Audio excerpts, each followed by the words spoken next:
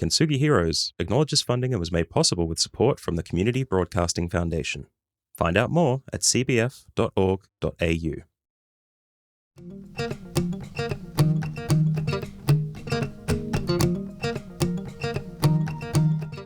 Welcome to the Kintsugi Heroes podcast, where we share inspirational stories of everyday people going through different challenges and how they overcome them.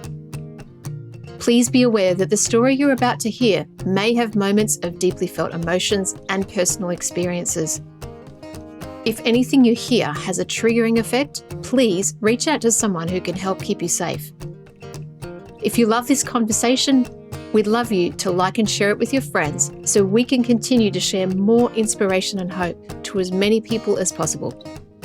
Now, listen up for our next hero story.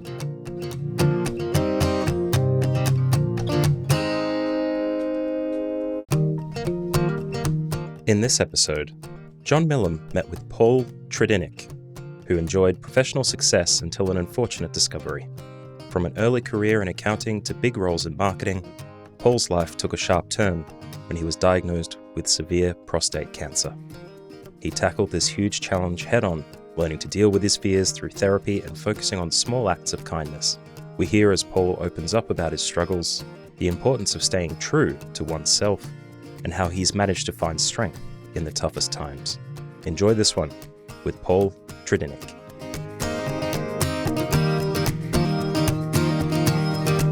Good morning, everybody, and welcome back to another Kintsugi Heroes podcast. And I am incredibly pleased to introduce a man who has an amazing CV. He has conquered heights in business, has built family, would have a lot of ticks in lots of boxes, and yet has had a life that has been full of ups and downs and challenges. And to be honest, in managing all of those transitions, Paul has a lot of wisdom to share and a lot of inspiration to offer to the community. So it's super cool to get to chat with Paul Tredinnick today. Paul, welcome to Kintsugi Heroes. Thanks, John. It's wonderful to be here. I come here with a feeling of, which others might say, imposter syndrome. People often talk about what I've done professionally and whatnot, and I go, yeah, but isn't that what everyone does, kind of thing? But mate, it's a pleasure to be here, and certainly great to share a bit of my journey, because it's definitely not all highs.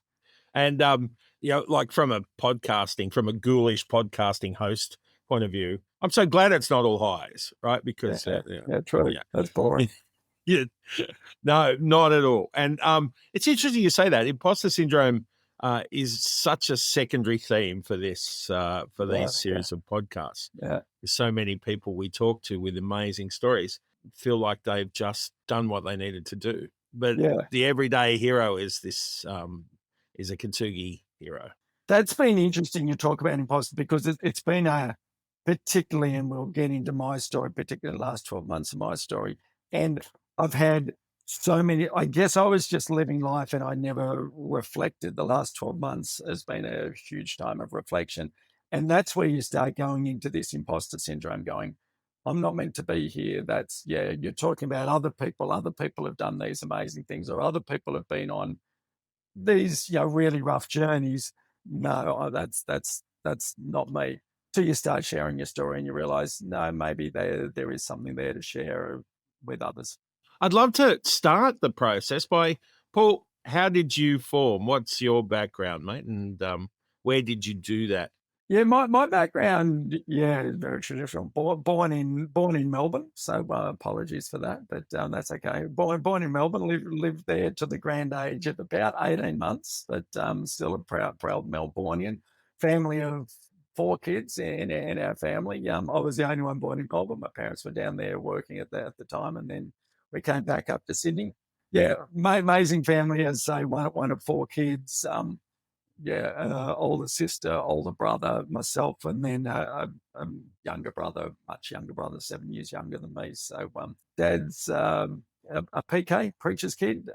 So worked in the bank all his life. I think left school at 14 and whatnot, and did all those things. So and Mum was a nurse. So I think we were just that very quintessential Aussie family, 4 kids, Mum and Dad both working, and they worked through my entire life, which was awesome. Mum, as I say, being a nurse, she worked phenomenal hours to keep us and give us an amazing life with education and everything we need, and great trips and everything else. But again, I even look at that and I go, oh, we lived a phenomenal life. We did these incredible. Oh, what'd you do?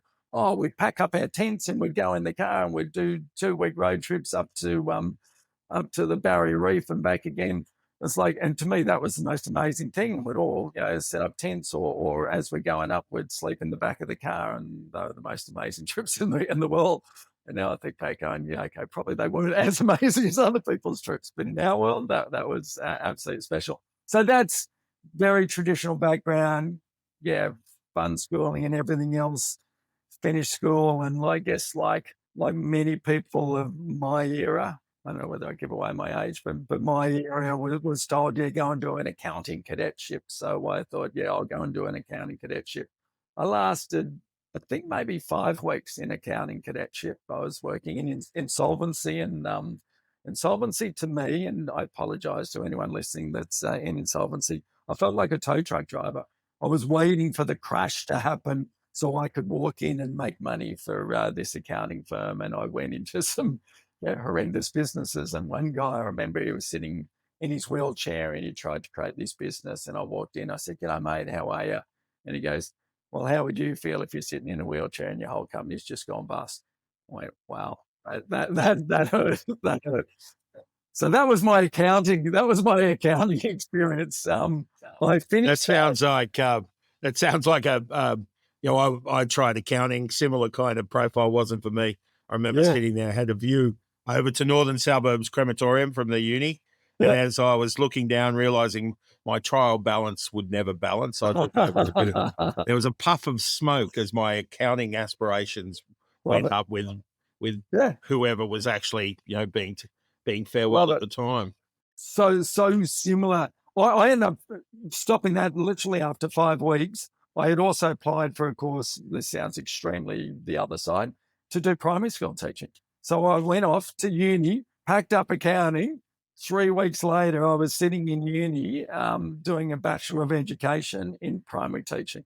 So we talk about, I talk about the contrast, or the contrast of life's journey.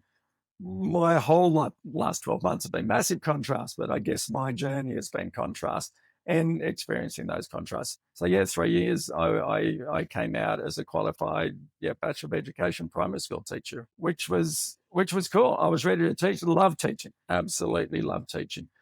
You finish uni, you have stupidly 3 months before you can actually start teaching. Over that time, we're like, okay, I want to get in and do something. Open a newspaper. For those of people that don't remember, newspapers were these things that we used to read in cafes and whatnot.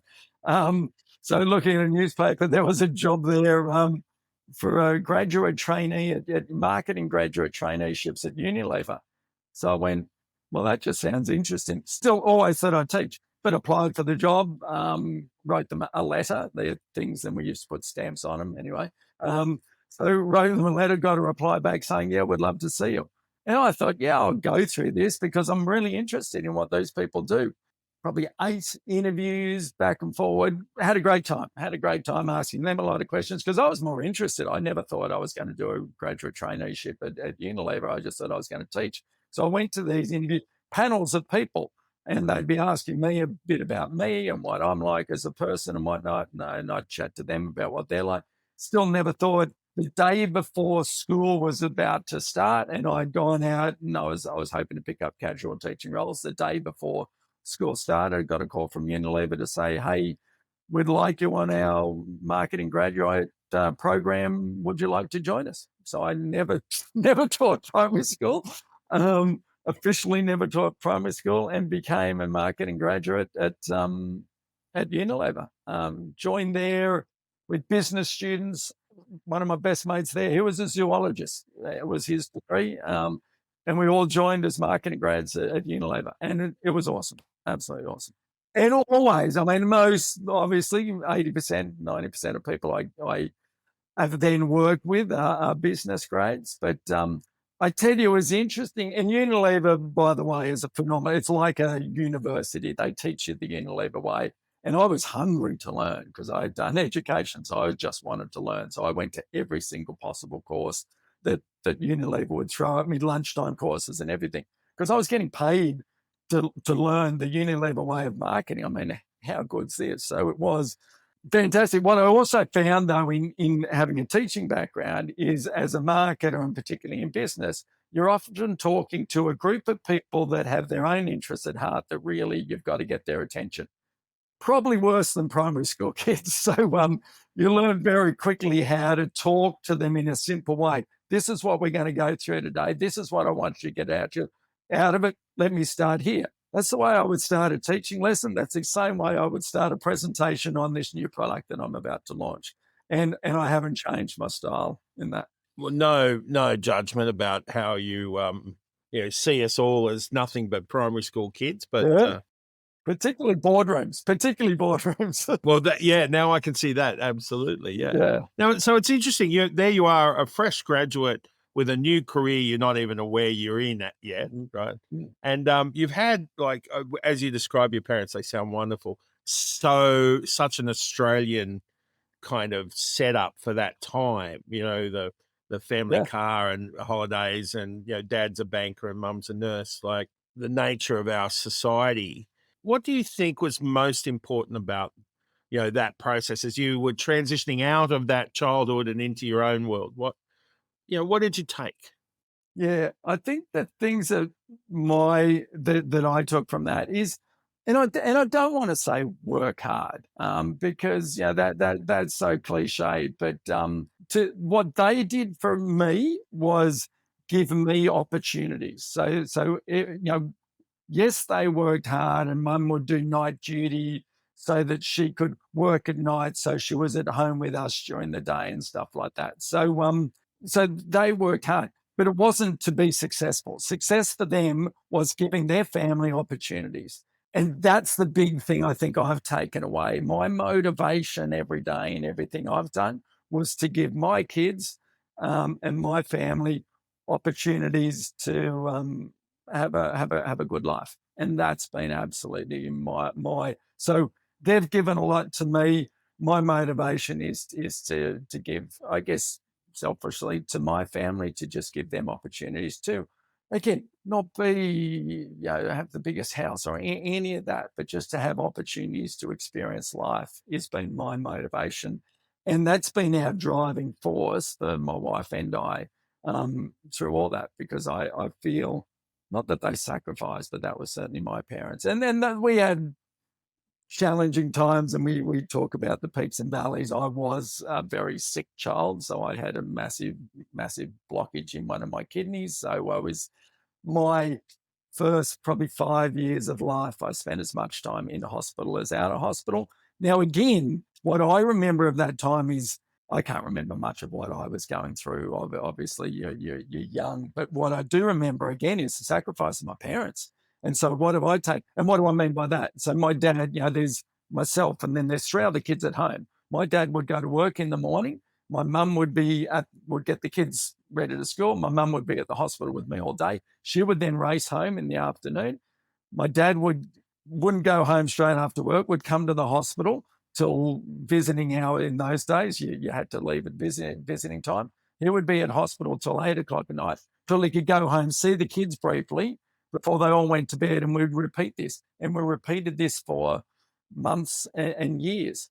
So what do I remember? Is the sacrifice. And now I'm going to get upset. And what I remember my dad saying is the hardest thing for him was hearing his child crying, saying, "Don't leave me."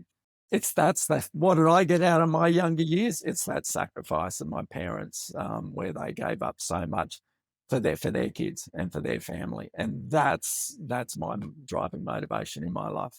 Wow. The idea, you say you don't remember being ill. How do you think it's shaped you? Yeah. And I've only started to realize this over what I've been through in the last 12 months. I've started to reflect back on why I am who I am and how that shaped me. And I'd forgotten, and I'd probably even forgotten how much of an impact that has had on me. But that absolute selfless acts is how it shaped me. And if there's glimpses of memories through a time of being, quite ill and lots of operations and whatnot. Yeah, and they're only vague glimpses of memories, but that nurse that wasn't just there to change leads or do anything like that, but would sit on the bed and back in those days, I think we had the AMCO Cup was the rugby league was on a Wednesday night. Again, showing my age. And a nurse that would sit there and watch the football with me for 10 minutes. They're the memories I have. So all the bad memories, I think our minds, let them go. The memories I have of people just doing those little things. I had a teacher that would come in because I was missing a lot of school and would just do lessons with me. They're the memories I have. So just those little 10-minute acts of just giving someone a little bit of time, I think, is the thing that's that I'm realizing more and more have molded the way I like to think, is just give anyone just that little bit of time. Now, from my parents, it's absolutely about, giving as many opportunities as you can for your kids and sacrificing for your kids. But on a broader scale, the things that I remember even through challenging times is that person that didn't save my life or didn't do the major surgery, but was the person that just gave me 10 minutes to say, "Oh, tell me about the game, who's playing," kind of thing. Just gave me a little bit of their time. So, and I didn't realize how much maybe that has shaped me and how I think in my life. So the idea here, you are a very fresh and enthusiastic young graduate, right? About to dive into the exciting world of corporate marketing without, spending a lot of time in every business decision.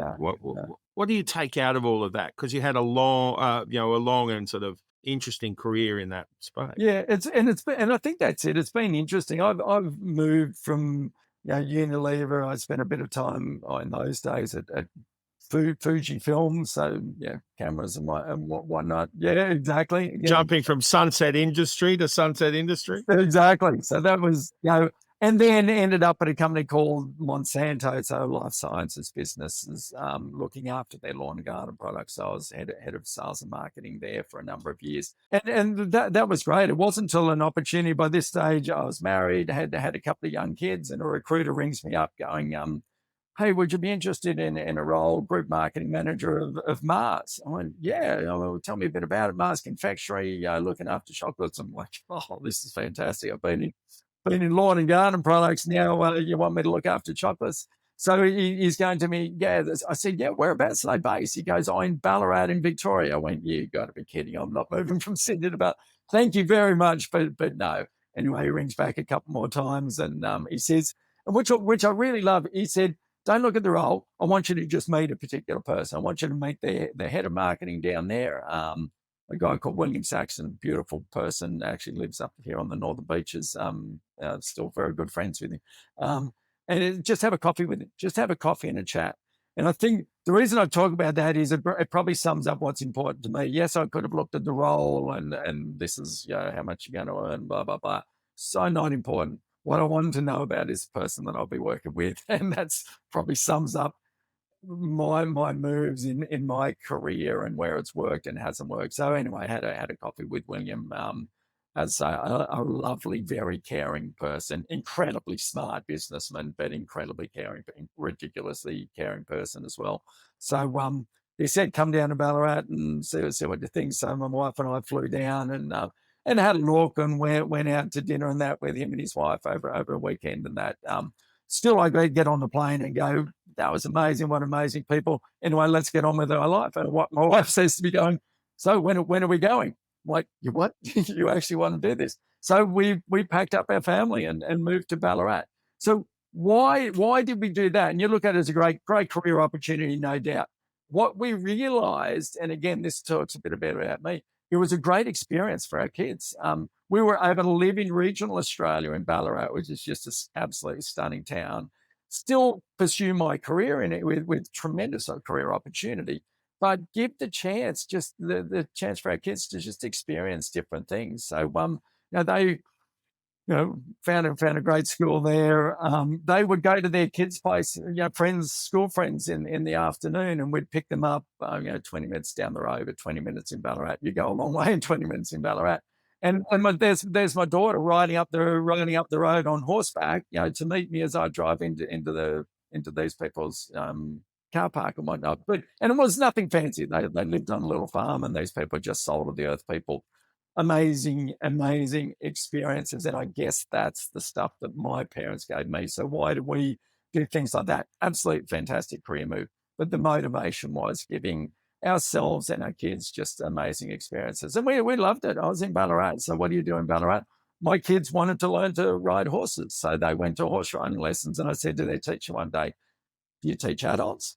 And she goes, yeah, absolutely. I said, would you teach me? She said, yeah. Can you do Saturday afternoons? I went, yeah. So I started this amazing job, group marketing manager at Mars. On a Saturday afternoon, I went to horse riding lessons. It was absolutely fantastic. And at the time, look, I enjoyed being fit, and I was training for triathlons and all this other stuff.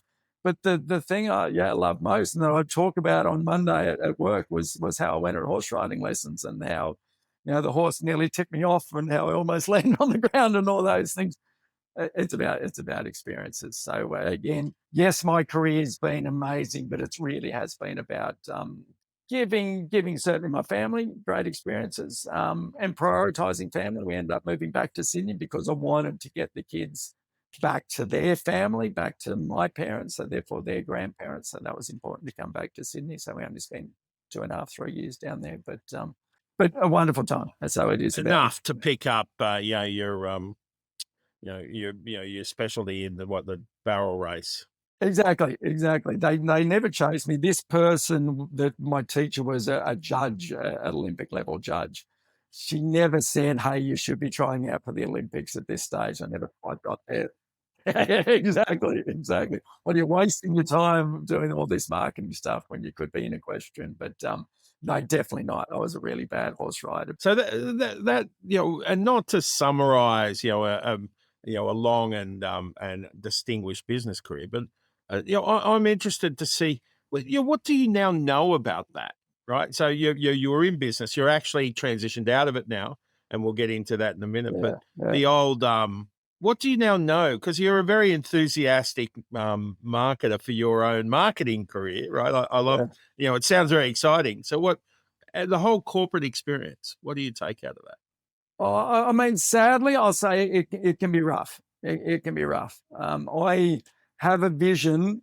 I love growing things, and therefore I love growing a business. My passion in marketing is about growing a business. I think marketing is fascinating when you dig into the neuroscience, and us marketers have to put catchy words. So we talk about neuromarketing and how we're developing brands that come to mind. We call it jargon, brand saliency. So a brand that comes to mind at the point of purchase, and how we can trigger that for your particular brand to come to mind. So I love the activity of marketing. I love the science behind marketing. Why do I love it? Because I love trying to grow a business. When I walk into a business, my focus there is, how can I make a difference? Why people say to me, tell us a bit about you and your brand. I like to make a difference. Now, I say that when I go into a business and I go into a company, I want to make a difference. I don't want to just keep doing the same old. I don't want to caretake anything. I get bored terribly quickly, which is bad. I get bored.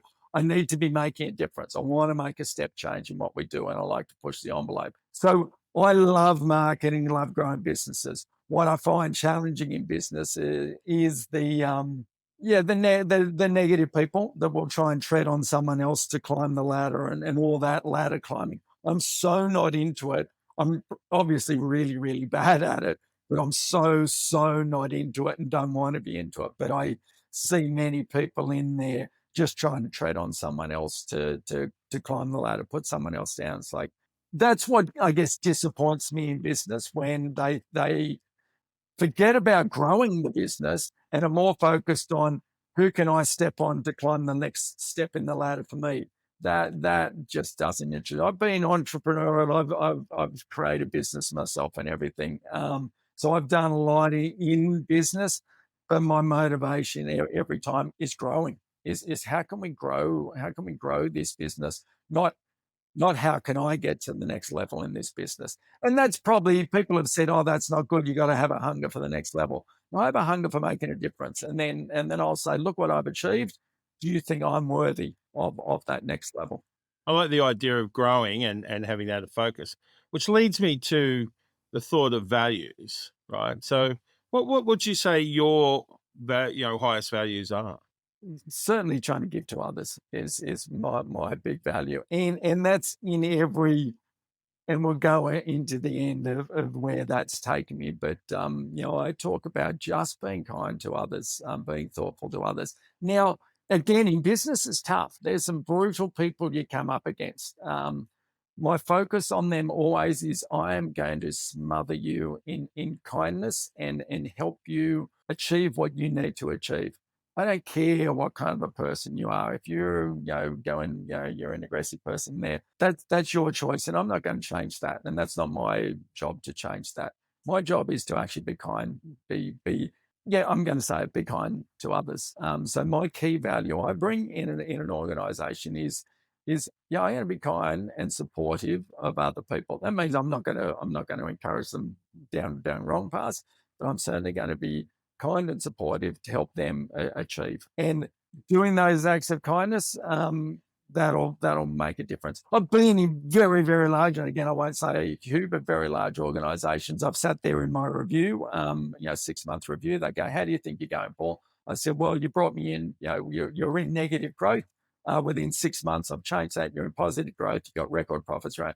Yeah, they're the numbers. How do you think you're going, Paul? I go, well, that's what you brought me in for. The numbers good. Forget about the numbers, Paul. How do you think you're going? I said, well, based on what I was here to achieve, I think I'm going well. Let me give you some feedback, Paul. Okay. And they go, there's concern by some in the business. You're too nice. It was a true story. And I said, okay. I said, normally I would say that's a real compliment. Thanks very much. Clearly the way you're saying it, it's not a compliment. No. I said, okay, what would you like me to do about that? Because I'm thinking, okay, I'll bait him here. What do you want me to do? Well, I'm not going to tell you what to do, but it troubles people that you're too nice. I thought, okay, so you walk out of that going, how do I take that? Clearly people are feeling uncomfortable because I'm not going to behave the way they behave. I'm going to behave the way. So happy with the results. I'm getting the growth, ticking all those, but yeah, you're getting those, but you're being too nice. 2 reviews, I got told I'm being too nice, and that makes people uncomfortable. I thought, okay, if that's the worst legacy I leave in a business is I've given them growth and I've been too nice, then I'm okay with that. I'm okay with that. Probably not the place I'm meant to be working, but I'm okay with that. So I've probably taken that with me, saying, would I do things differently to how I did things there to last longer? No. If I've left them with a legacy of growth and being too nice, and that was my only review was ever, you're being too nice. Yeah, people are concerned you're too nice. But I said, but you're happy with the growth of it? Yeah, your numbers are great, but you're too nice. I thought, okay, I'll take that. So if I can walk away with that legacy from every place I've been in, I'll go, yeah, that's a successful career. Is it like, so you want to grow, and of course marketing is about, sort of connecting with and building relationships so that people will trust you and take your product, right? So, brand. And so you're bringing that value to be kind and to give to others into a marketing sense. And the corporate world is saying, that's not, we don't like that too much sometimes, right? So how would you then rate it, right? You feel like I was picking up that you were actually, feeling like you were, you had to justify that. But that's being a good human being, isn't it? Absolutely. No, they were wanting me to change. They were wanting me to behave a little bit more like them, which and I did not. Yeah, I'm the last to judge others because I'm way, way, way from perfect myself. So I never judge them. It probably built. Yeah, they would like me to behave a little bit closer to them because that would make them feel more comfortable. And I run into it a bit, but I'm kind of like, that's okay. I think I've been put on this planet to certainly do well at business. I think that's been an absolute blessing. But maybe do it in a different way where we can actually do it as a team. People have said to me in the past, you've got double-digit growth the last 3 years. Tell us, what's the silver bullet? How have you done this? It's like just building a good team. I said, I haven't done anything. There's no, hey, you should be doing this all around the world. Here's the secret. Just building a good team that are really focused on what they're doing. So no, would I change the way I've behaved in company? Again, I've been in many, many companies where I know what I would need to do to have been CEO of those organizations.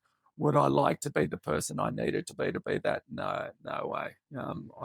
Because the other part that gets me is I look at people, like I look at myself going, I need to go home to my kids and be the ultimate, as good as I can, example to them. I can't be a different person. I know others can. I can't be a different person at home to what I am in the workplace. So the same person you get at home is the same person you get in the workplace. And I just couldn't.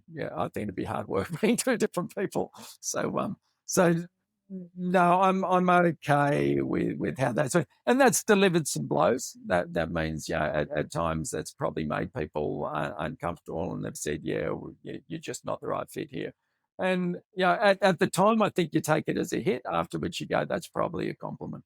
It's probably a compliment where powers that be, God has said, hey, time for you to move on somewhere else. I got another plan for you now, and away we go. And my career has been a journey like that. I've done some amazing things where I've sat back going, how the heck am I here doing this? And that's when I look at my CV going, and I look at it going, there's just things I've done. Other people I'm realizing now look at it going, hey, there's some big names on there. You've done some big roles. And I kind of go, but it's just, I didn't do that. I've been put there for a reason. Then I moved on to the next thing. Speak of being put there, right? So you're married and you've got a couple of kids, right? Yep. You clearly showed us earlier how high you hold your father, right? Yeah. Although his career mightn't have been as stellar, but Oh. clearly an amazing man, especially in your eyes. What do you know about fathering and being the head of a family? Yeah, so little. I can join you on that one, right? I remember. So I had my first child when I was 27, something like that. So I feel as though I was still growing up myself, and here we were about to have a baby. And I remember actually driving to work. I was working for marketing at Sharp Electronics back in those days. Really, really cool company. I'm driving there going, I don't know how to be a father. Even though I had this amazing upbringing, but you don't think at that time. You're kind of 26, young, married, about to have the first child. I have no idea what to do.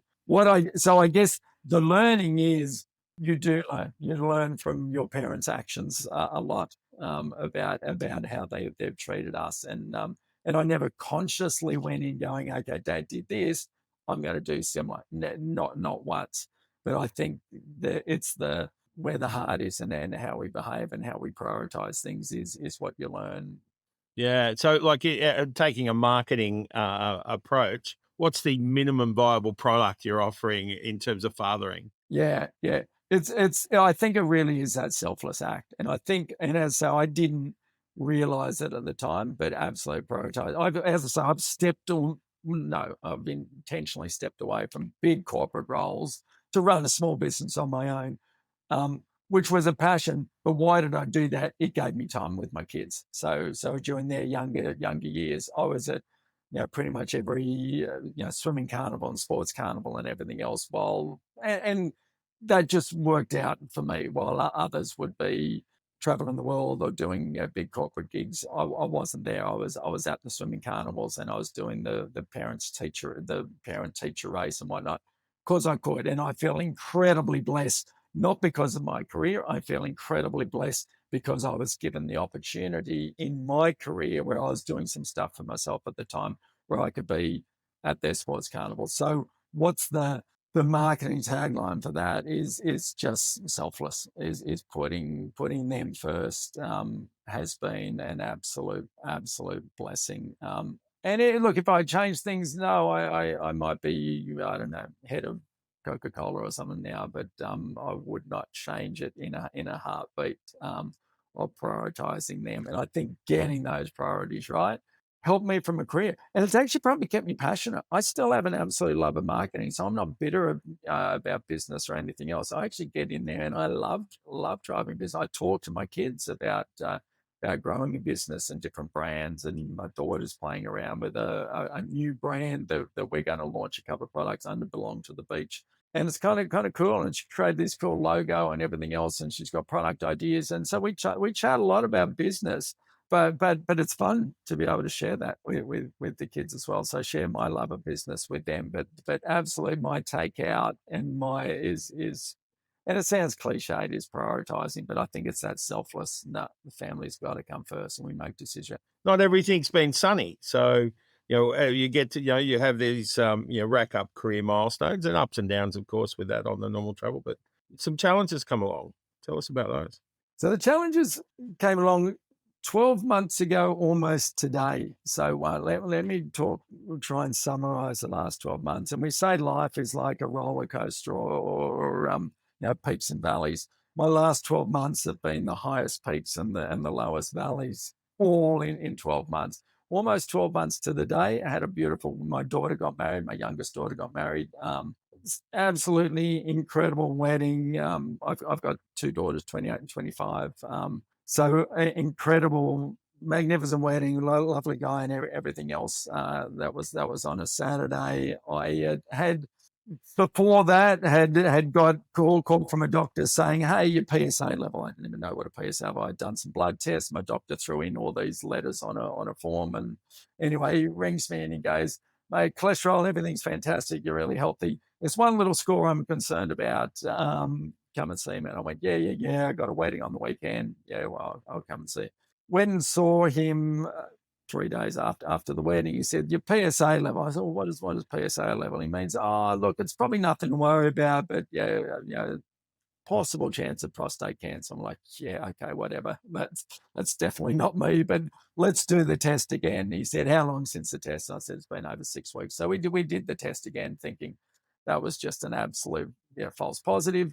Did the test again. So we're now literally 5 days or something after a most amazing wedding. My daughter's about to go on a honeymoon. I'm dropping them at the airport and whatnot. Then got the test.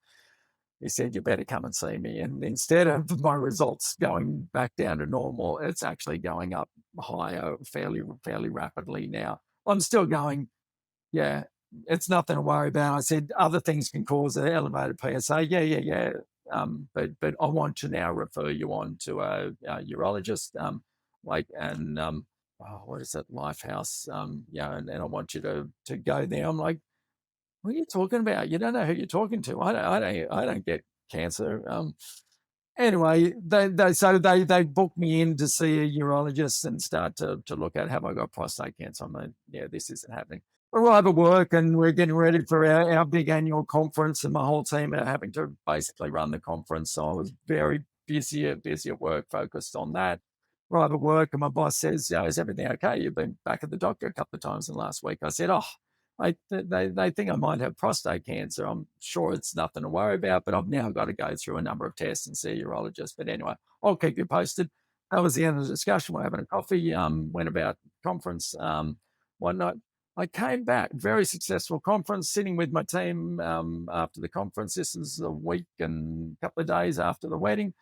Get called into an office, and I'm trying to think the wording was they head of HR, and I won't say the company, and my boss is sitting there, and they go, would like to read this letter.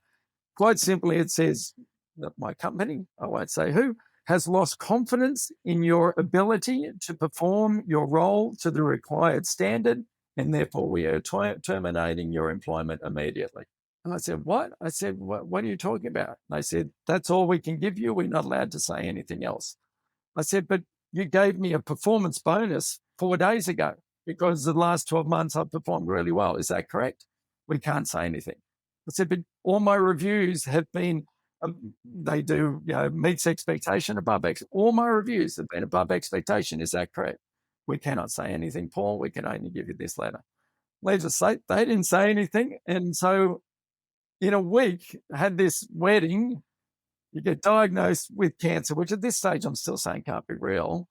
Then your company goes, well, in effect, you told us you might have cancer. We're going to terminate your role here. So I sat in the car and I'm driving home. My daughter's on a honeymoon. I'm having to ring my wife and say, this has just happened. Very surreal. I can't comprehend what was it going through my mind at that stage. How did that hit? Right, you said surreal. Could you even accept things? No. And I think that was it, John. I think my coping mechanism, I didn't accept anything. It was just like, no, this will all go away. I definitely haven't got cancer. At this stage, I was convinced I didn't have cancer. And from a work point of view, I probably even thought, yeah, that's good. I wasn't really comfortable there. Things had changed there. New opportunities will come. So I was in just this numbness of, no, this is all going to go away and new things will come. At that stage, it really didn't hit. And I think it takes a little while to hit. Work-wise, I went down the path of talking to lawyers and doing all that, because everyone goes, you got to talk to a lawyer this strong. And the lawyers told me what they tell everyone. Yeah, we can fight it. Who knows what will happen? They will tie it up in court for many, many years. It will risk you a lot of money. You got to decide if you want to go down that path or not. So unfortunately, these things happen in business, and certainly I find in law, that's what I was given from multiple lawyers. They said to me, have you got a letter from your employer saying we terminated you because you had cancer? So, well, no, I don't think many companies give those out. Well, unless we've got that, you really haven't got. I said, I've got a letter that says, after giving me bonuses and all this, that now we've decided this. They said, no, it won't really stand up. It's going to be hard. So I went down those paths, got all the, a lot of anger that someone could do that. As the anger was there, I was starting to move into this cancer journey as well. So these things are running parallel, where I'm talking to lawyers and Fair Work Commission and Human Rights Commission and all of this stuff, saying, what's the real story here? At the same token, this crazy journey of cancer is kind of creeping up on me as well. So now you're booked into the urologist. The urologist goes, yeah, look, a PSA test doesn't mean everything. Let's go on and do an MRI. I'm thinking, but he said, I want to keep moving this reasonably quickly. Let's get you in for MRI. I think I was doing the MRI one day. I had meetings at Fair Work Commission or something the next day. It's just like, you got to be kidding. Fair Work Commission basically said, too hard, you needed to apply, and you're 3 days out. I mean, they weren't a ton of help. I almost went, thank goodness, because I can't fight that fight at the moment. MRI comes out saying, yeah, there's definitely a something there. That's all an MRI says. We know now it was a very large tumor, but at that stage, that's all an MRI says, that there is something there. So again, with almost a couple of days, Fair Work go, not much we're going to be able to do to help. Take it to the Human Rights Commission. 2 days later, I get an MRI saying, yeah, you got something there. We need to take this further. So I'm like, okay, definitely times of anger. Definitely times of anger. And I'm working even to this day hard to not have that anger, because I think it's pointless, to the point where I actually work really hard at trying to be forgiving. I think people do things for silly reasons, and I don't think they were out to ruin Paul Tredinnick's life or career. They just did silly things at silly times. So I actually try. I'm not very good at it, but I try and be forgiving on these things. So it'd be hard to work out that maybe to reframe things, right? So that the corporation, well, they were just doing the best they could. And it's funny, people, smarter people than me kind of say, you're dwelling on it every day, and every time you think about it, it hurts you, and you get upset and you get angry. They're not. They've moved on. So you're thinking about it all the time. You're not hurting them. You're hurting yourself. So, and that's easy. I get it. Easier said. What was done was horrific. Was horrific. To do that to someone that's been diagnosed with cancer is almost unimaginable. And a part of me, mate, which is really weird, feels sorry for them that they could do that to someone. I desperately hope I would never, ever do that. But it's real, and that's one of the learnings out of this is it's real and not as uncommon as what I realized. And I'll get to that because it's actually it's more common that discrimination against people with disability we know is common. I admit it. I'm a white male in Australia. I hadn't experienced heavy discrimination until I had, in effect, a disability of cancer. And wow, it's real. You mentioned forgiveness, right? And practicing forgiveness. I think there's a real point in that, right? So was this something you needed to add to your world because of who you were and what your life was like? Or is this, that comes out as a result of that tough time? Well, look, selfishly, I think the forgiveness comes from I need to forgive to be able to. It's about me. Selfishly, forgiveness is often about yourself more than them. They're not looking for forgiveness, so they're not saying, "You give this to me."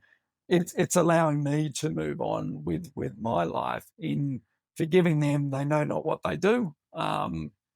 Another very famous person used that line, but I believe it. I actually believe it.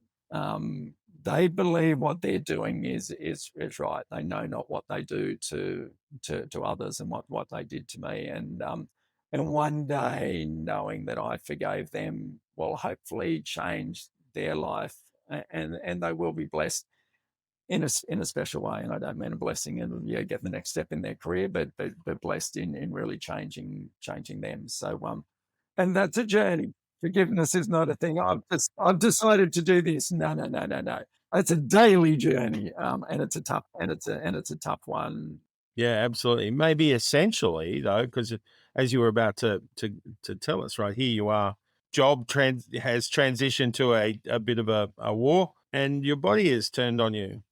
Yeah, so the body and that's what and my health is kind of important to me. I enjoy what I do work wise, and I enjoy leading a fairly healthy life. I cycle a lot and swim a lot and those things. So I enjoy leading that kind of life. Suddenly, all that was being pulled from under me. Health wise, well, this legal thing, I just thought I got to park that. Health was getting bad at a rapid rate. Was the health thing? This thing that I kept saying, no, you got the wrong guy. That does, it's not going to happen. MRI was bad. They then send you on to. So I'm now working closely with an amazing surgeon who said, I want to get you into a biopsy as quick as we can. I didn't even know what a biopsy was. So a biopsy. Basically, yeah, they're going to drill holes in my prostate to determine, just to pull out basically cancer cells to see the extent. One, is it cancer? Because at this stage, still there's a lump there.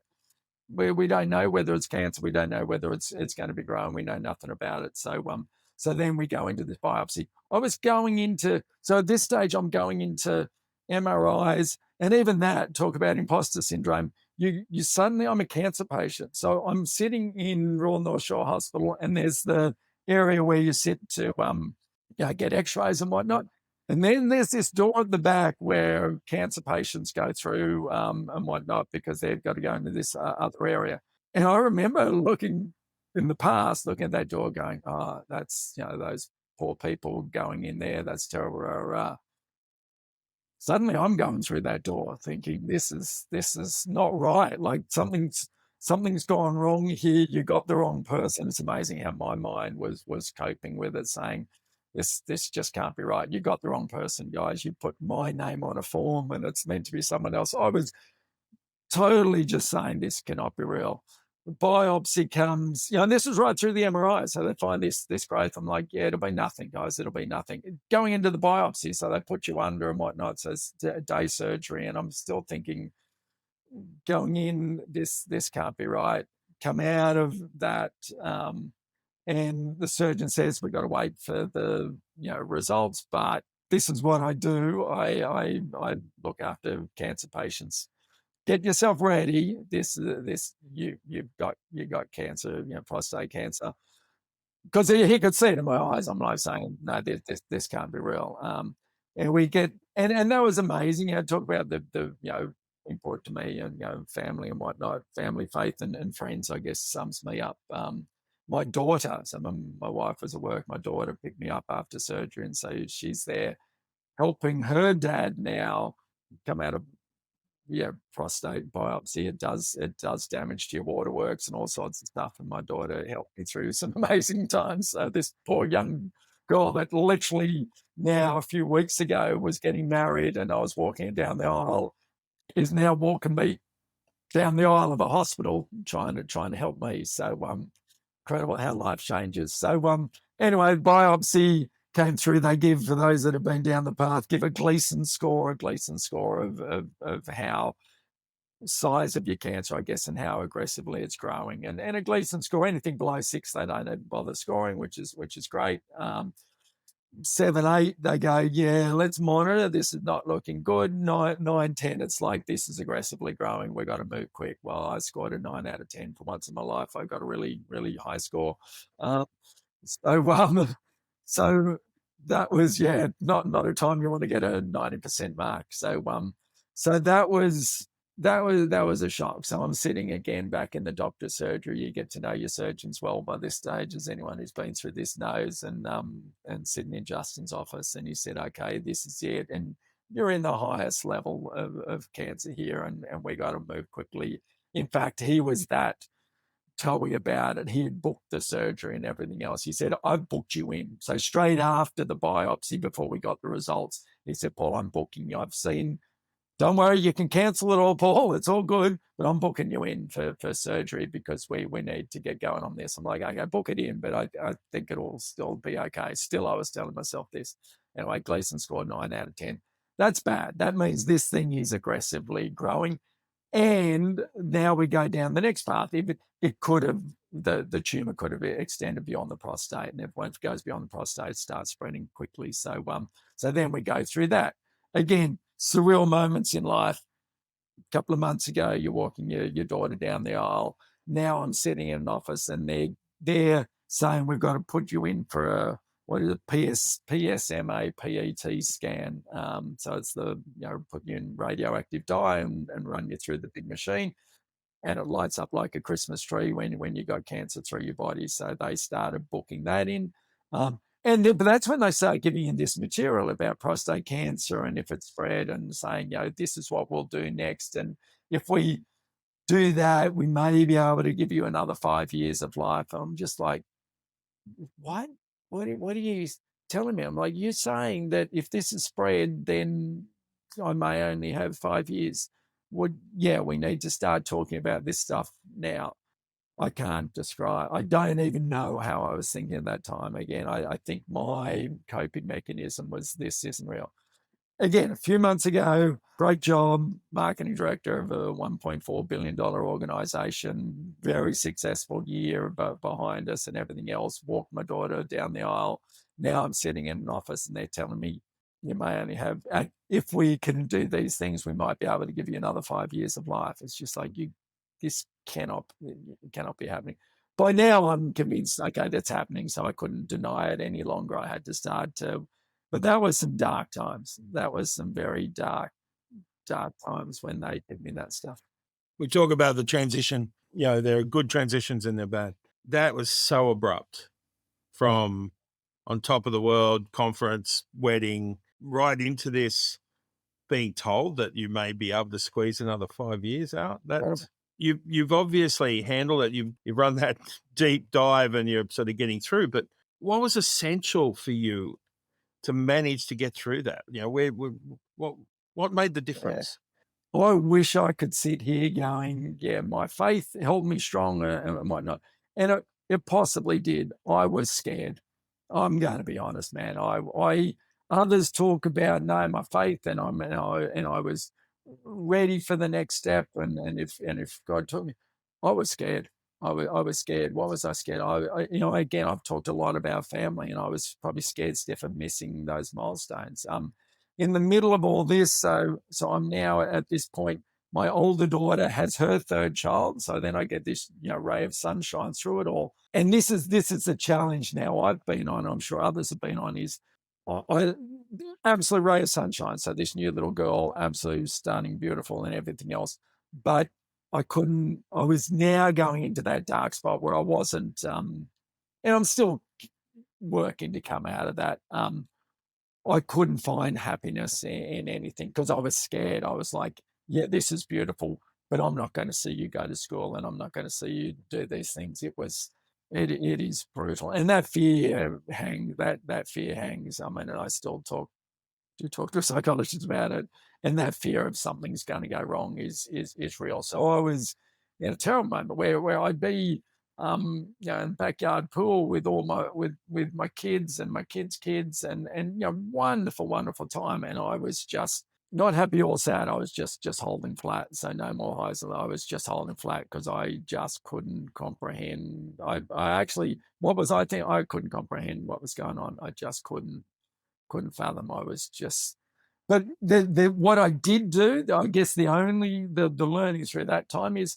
I forced myself to keep going. I kept training.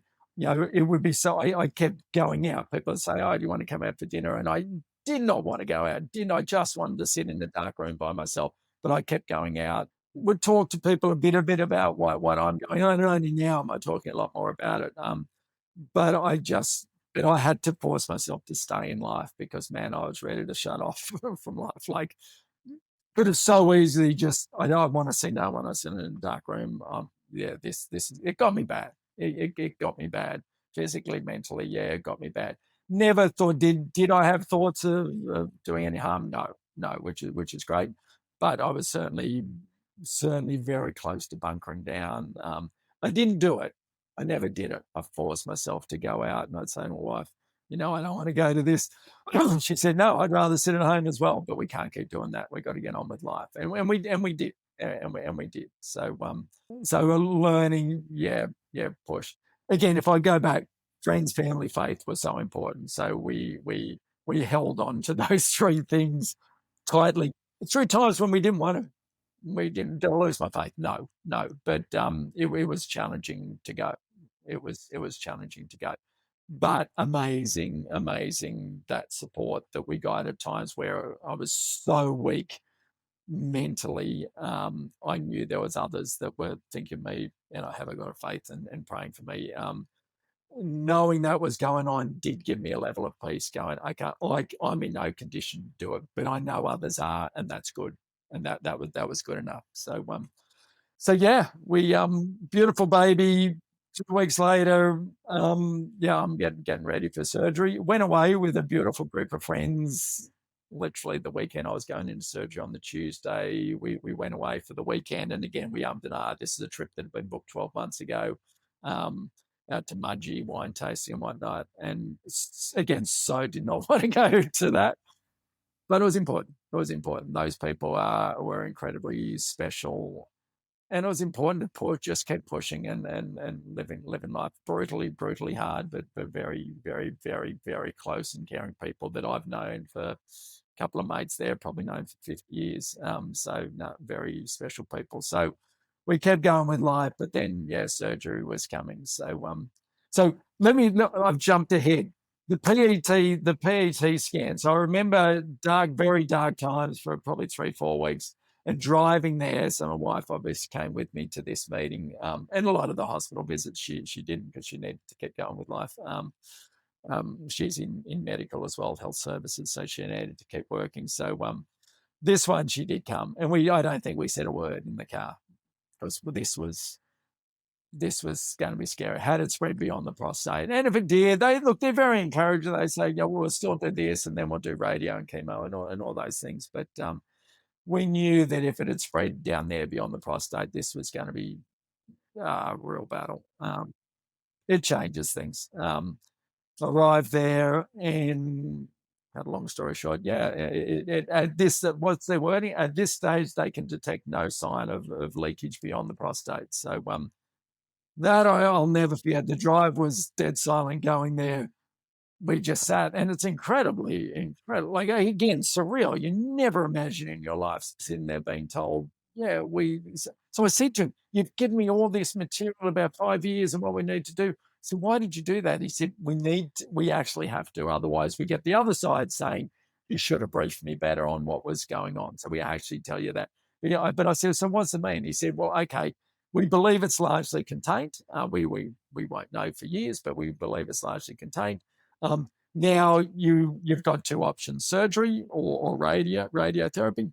And again, we went down that and spoke to many people and Dr. Google and many hours researching papers and whatnot.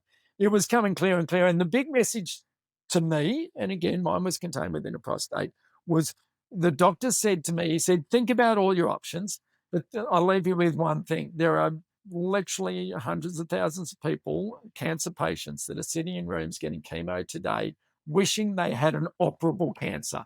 Paul, you have cancer. It is an operable cancer. What that means is we can cut it out with a reasonable degree of confidence that we're going to get pretty much all of it. They would dream to be in your situation today. You're considering putting yourself in their situation where you do radio or chemo and try and fight it.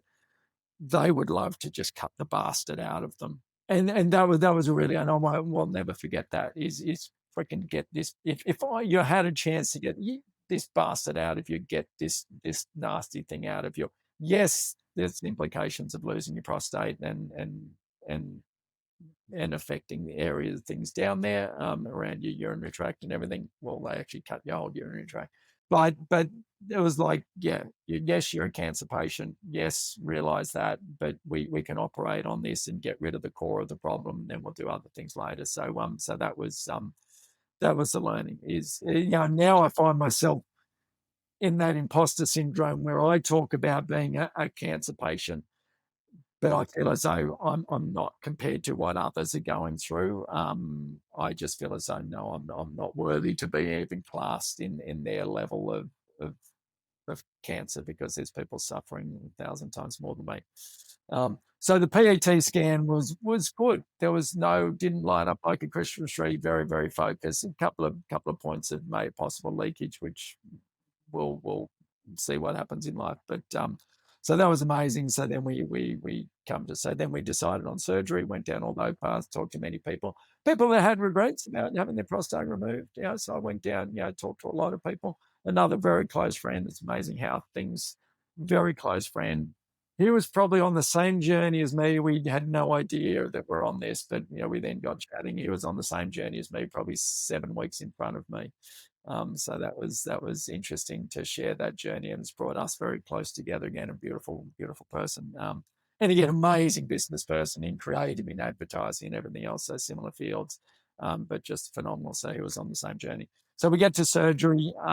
Well, I guess surgery went well, as well as a surgery, removal of the prostate can be, but it's surreal. Well, I mean, again, that weekend I'm away with friends and drinking wine and whatnot, and by Tuesday they're wheeling me in to do, and I don't do a ton of homework on the surgery, but it's pretty massive, intrusive surgery. It is major. They basically cut in through your stomach to get it. I did robotic surgery.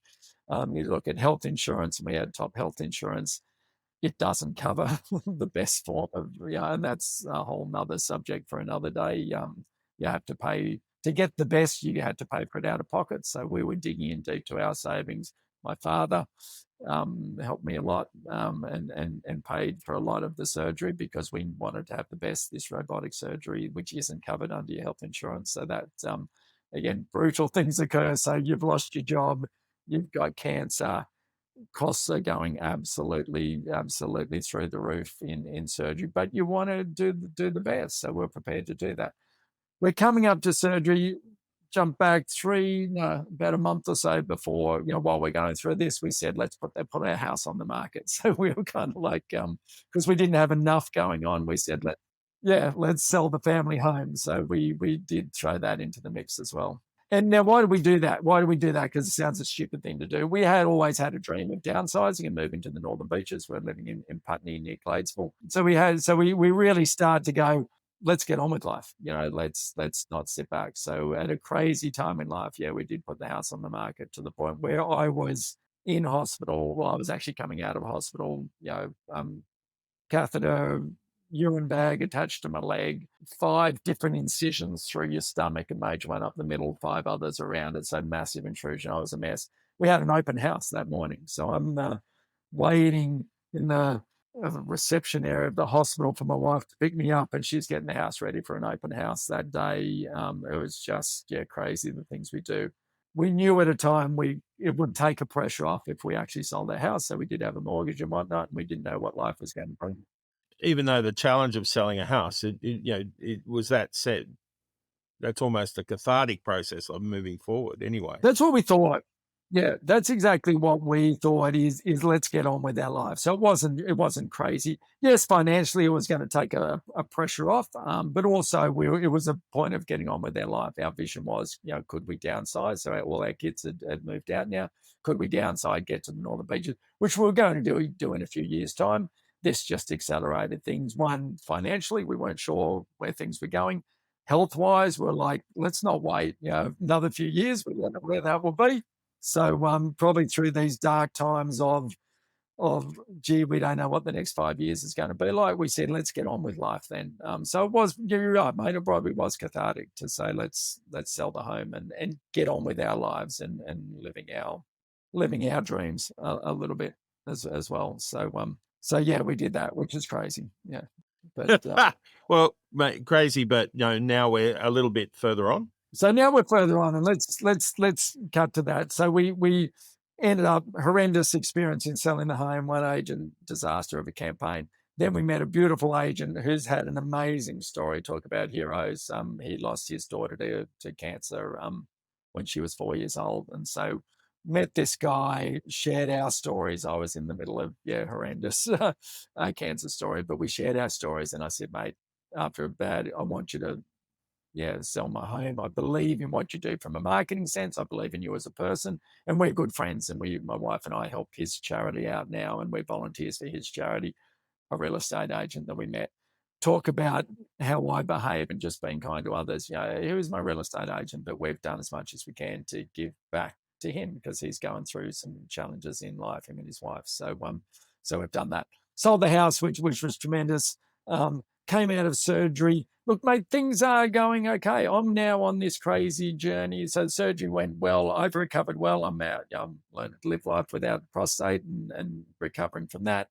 But I'm back on the bike. I'm back training. I'm back, running and whatnot. So which is great. We're now on this crazy journey. In the next 2 years, every 12 weeks, I get tested for prostate cancer as to, is my PSA level rising again? Is there cells floating around through the body that are starting to grow again? So I got 2 years of every 12 weeks of testing, and then another 3 years after that of every 6 months testing before they say, yes, you're cancer free. So even that, I feel again, so I'm talking about someone else's life, until 5 years where they say, yes, you're cleared. Now ring the bell, you're cancer free. It just feels surreal saying that, like that's what other people do, not me. But I am on that journey, and we'll see where that journey takes us. Work-wise, it's taken me a while. I've had to work hard to get the confidence back physically and mentally as to how I'm going to go. It knocked me. Well, I think I'm strong at times. This did knock me that a workplace would do that to someone. I'll be honest, I've been into places for interviews and I am maybe too honest. And I've said, guys, I finished work last year, did end up being diagnosed with prostate cancer, blah, blah, blah. But hey, I'm raring to go. 3 occasions, 3 separate occasions. I've had feedback through recruiters saying they are concerned about your cancer and whether you'll be able to do the job required. I wasn't expecting that. I never imagined that. I'm like, you kidding me? You got people in there that probably got all sorts of stuff. I'm actually, had surgery and ready to move forward. But I get it. I get it. They got concerns. I hope I never treat anyone that way, but it's real. So So that's real. Well, I'm starting a new contract on Monday with a company. That'll be interesting. Yeah, that'll be interesting how that goes. Do I feel as though I can do it? I know what needs to be done. They do know a bit about my journey. I think it's held them back, but I'm just going to go in. Yeah, this is the start of my new chapter. So my new chapter last year was massive ups and downs. We ended up selling our home. We now live in a fantastic place, in Narrabeen, which is incredible, like literally a miracle. Start a new job on Monday, just a 6-month contract. So that'll be good to see where that goes. So 12 months to the day, I have now recovering, from surgery and cancer, starting a new job. And it was literally my daughter's wedding anniversary on the weekend. Going to get upset again. And we're talking about the year that we've been on. Is it a really awful year, or is there other Yeah. aspects to it? Mate, I have sold my house, moved into a fantastic place on the Northern Beaches. My beautiful young daughter got married to a wonderful guy. She told us in December that she's pregnant, expecting her first baby in June. My older daughter married. She's got three kids now. Had a third while we're in the middle of all this. Amazing, incredible positives. Like my daughter is on my younger daughter, amazing journey with a wonderful guy. As I say, I have got a faith, and they've got a beautiful faith. Those two, and have got a great group that they connect with, that support each other through their church and that. So incredibly blessed. But then lows that I never could comprehend, and I would wish upon no one the lows of being told that your clock's really ticking aggressively, and you may only have 5 years. I would never want anyone to have to go through that kind of thinking, and I know they do, mate, and I feel selfish that I'm saying that. Yeah, totally. And so I feel incredibly selfish. I actually feel selfish where I am today, because I'm incredibly blessed, and I'm moving forward. And at this stage, I'm hopeful of been around for a bloody long time. So the highs of highs and the lows of lows has been in 12 months, not in a lifetime, in 12 months. I'm hoping, mate, for a year of a little bit of peace. I literally, my hope is, and I talk about peace, I just want some peace now. What do you now know about navigating the highs and the lows? My big takeout is don't change anything about me. Even through the lows of lows, I didn't want to be telling people about me. I realize it's important to, so I realize that it's important to, but I want the cathartic thing for me was, how can I help others, was my focus. So I think that anchor of that selflessness that we talked right back from the start of my dad and mum and everything else, that's the thing that kept me going. I've been working on a project over the last few months now with a very close friend called My Acts of Kindness, where and what's that? It's really a movement of just trying to be kind to others. It's not about raising money. The currency is kindness, and paying that forward. If I can buy someone a coffee that's just sitting at a table, and they might go, "Hey, that's really nice. I'm going to do that for someone else." It's really creating a movement. My learning out of it is those little tiny acts of kindness, that phone call when I was in the deepest, darkest moment, not to have a long chat, because I didn't want to talk to anyone for long periods of time, but just say, "Hey, mate, we're thinking of you. Just wanted to let you know." A text message to say, "Hey, mate, we're thinking of you. Just want to let you know we're praying for you." Those little acts of kindness is actually the thing that I want to take forward. As I say, we're actually creating an organisation where we're going to encourage My Acts of Kindness, give them software and everything else to be able to do acts of kindness with others, but share them. Share them isn't saying, "Hey, look what I did today." It's actually encouraging a movement of doing small acts of kindness. So that's what we're in the process of setting up. And that's my takeout of all this, is how can I continue that movement of doing just small acts of kindness for others? Because everyone, I've had a hell of a journey, but so is everyone else. So is everyone else. And I'm kidding myself. I'm blessed. I'm been a journey, but I'm blessed.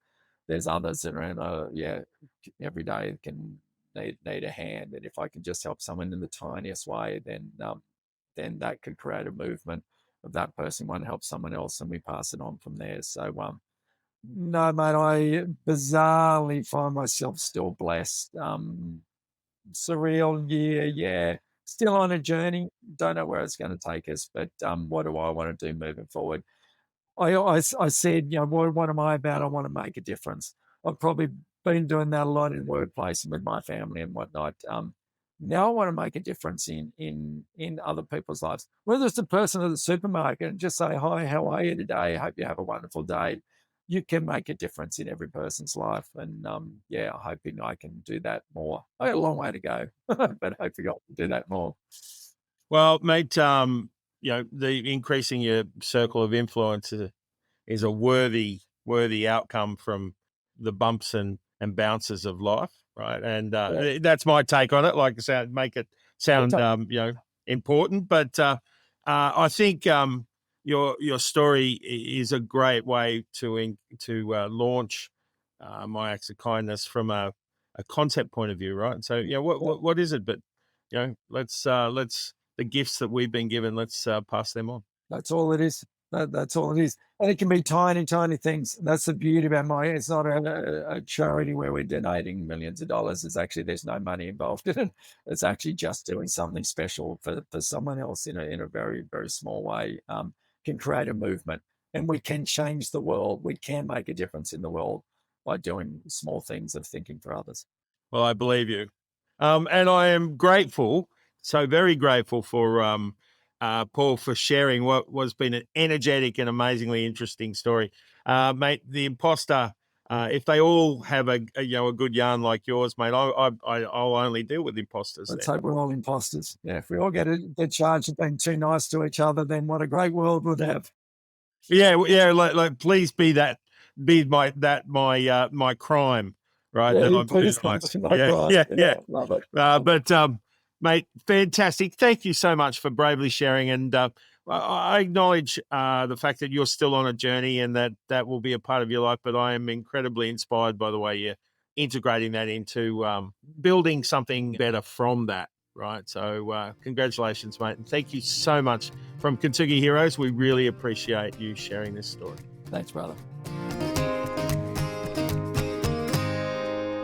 We hope you've enjoyed this episode of Kintsugi Heroes. Please like and share the show to your friends so we can get this out to even more people.